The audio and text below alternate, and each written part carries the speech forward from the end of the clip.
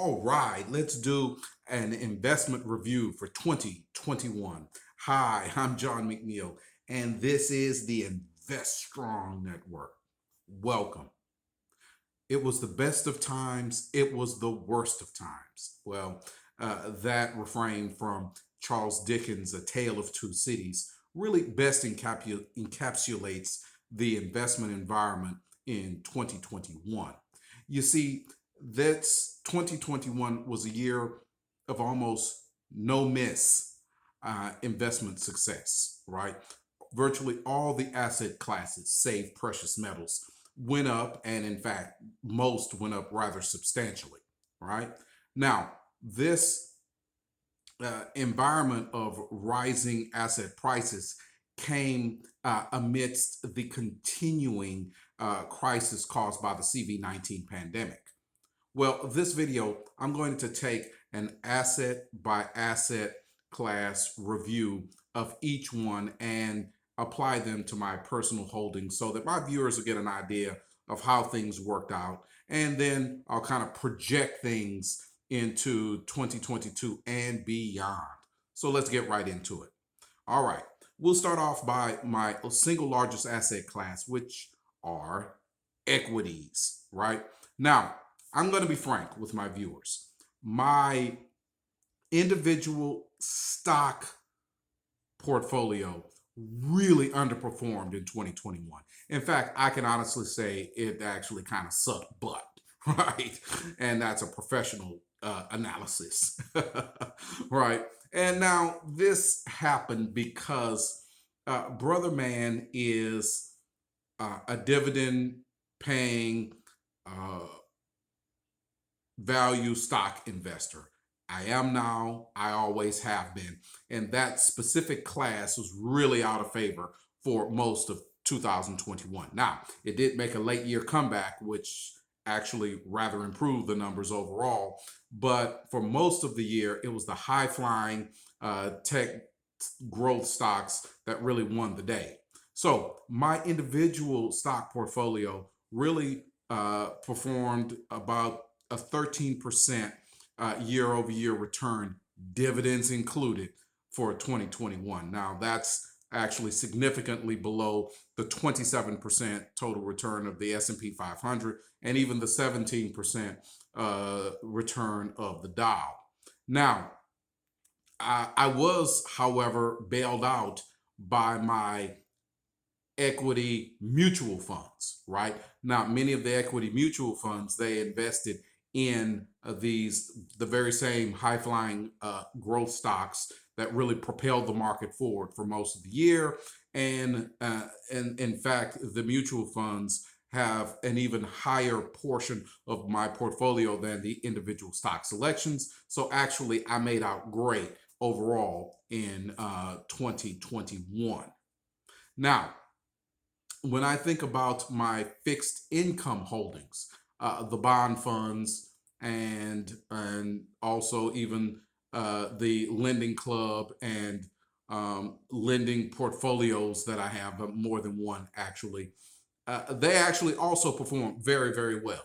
Now, the low interest rate environment certainly helped that, as did the constant government stimulus, which made repayment of loans and debt obligations much easier, right? So I pulled off a high single digit total return in the bond funds and also the lending club portfolio, which I've gone into detail in other videos. I've been able to pull a low double digit return, about 11% for 2021. I'll take that any day. All right, so we're really good there. Now, real estate. Now, this is where things get kind of tricky. My personal real estate holdings, that being my home, actually, uh, had an incredible year over year total return. Now, some of that was because of improvements that I made to the facility, but also the overall market here in the Houston area just really leaped, or I should say leapt, by about 13 to 15% year over year. Fantastic, right? And so brother man was a wash in the a wash in value and equity there. Yay!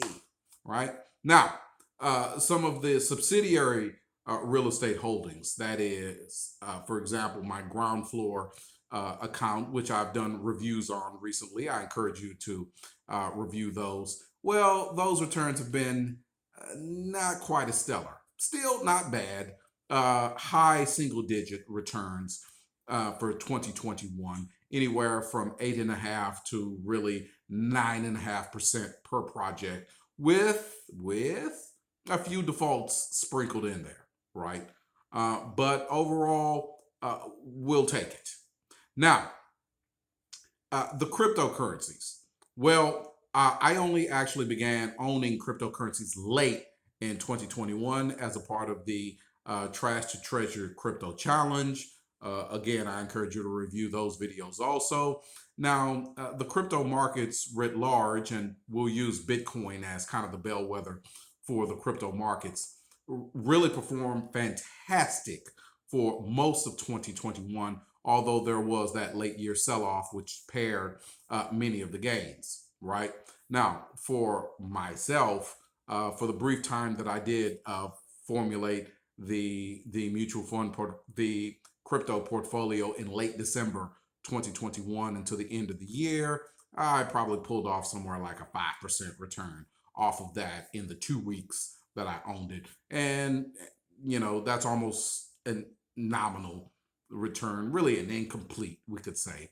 But that's just the beginning of the Trash to Treasure, challenge. Okay, now the aforementioned precious metals. Well, now here we have a really disappointing category, right? Gold, silver, they lost the spot value, lost between anywhere from 3 to 7%, depending upon which one of the precious metals you were holding, gold, silver, platinum, and others. Now, this loss of value came even in the face of resurgent inflation. Now, usually, precious metals are seen as a hedge against inflation, and that certainly proved to be the case in the two prior calendar years, 2019 and 2020, as the CV-19 pandemic really gripped the world. The price of gold spiked dramatically, right? But 2021 has seen kind of a come down from those levels. Okay, so let's look forward, 2022 and beyond. What can we expect? Well, one thing we certainly can expect is a more selective investing environment. So the days of the government just shoveling money into the economy and the Federal Reserve basically keeping everyone flush and liquid, those days are rapidly ending. The great weaning, as I call it.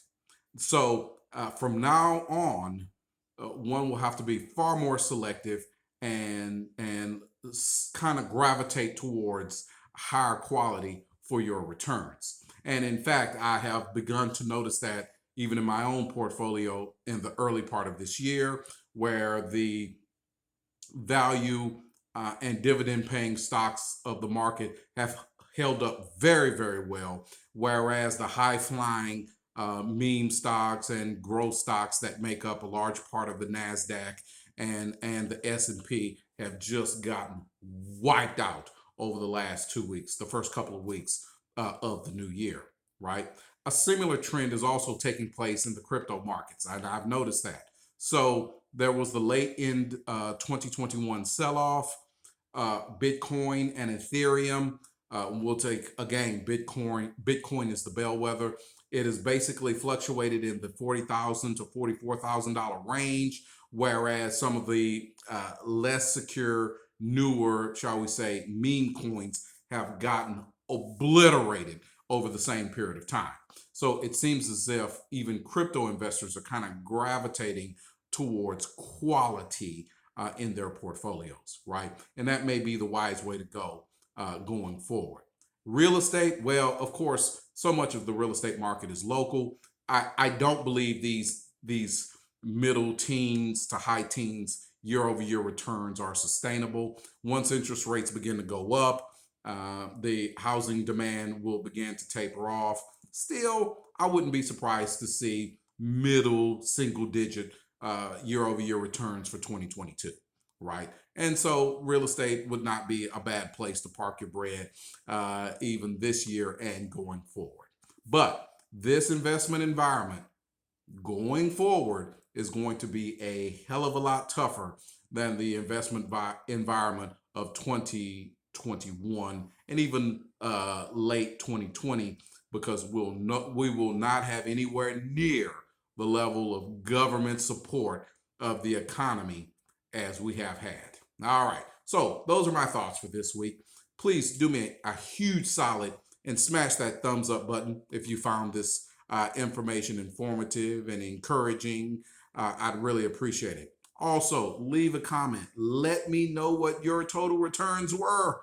I'll respond to each one. I promise you. I really want to know what my viewers have experienced in the past year. And of course, subscribe. That's the best investment you can make in 2022.